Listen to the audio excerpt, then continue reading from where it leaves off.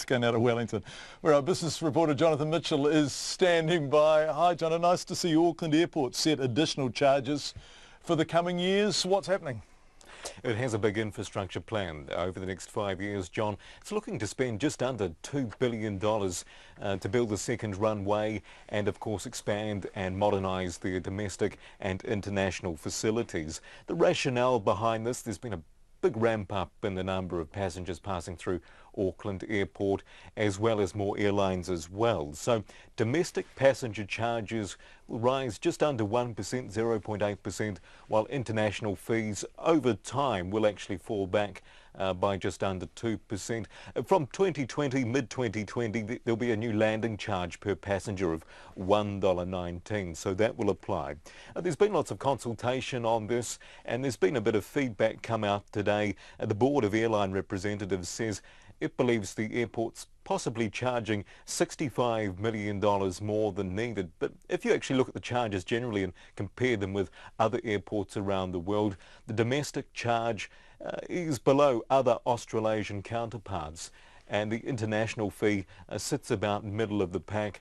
But all these new charges will be under the watchful eye of the watchdog that's the Commerce Commission. It will review the pricing. This is a fascinating business, isn't it? Very successful company. I'm just looking at its profit. They're doing all right, Auckland Airport. Staying with transport, there's been a pickup in truck movements, right? That's right. This is the RNZ Bank's monthly look at truck movements around the country. It gives a bit of a gauge on what's happening with the economy.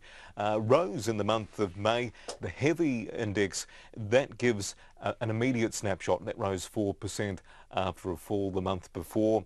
But the light traffic index, that leads the economy by 6 months. So looking at the tail end of 2017, that rose 1%. So it gives suggests some further growth is to come in the economy.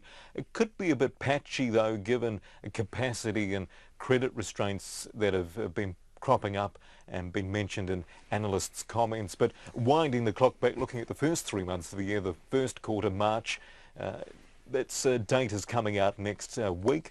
We're likely to get a steer of how that quarter went. Expect a figure in between 0.5 and 1%. Thank you, John. I don't think there's anything else to discuss tonight, is there? Just the markets. Just the markets. All eyes will be on, as you mentioned just a few minutes ago, the British election. Markets could be a bit volatile. The top 50 index today, though, ends down 9 points to 7,459. Kiwi just looking slightly on the stronger side this evening, 72 US cents and 95.3 Australian.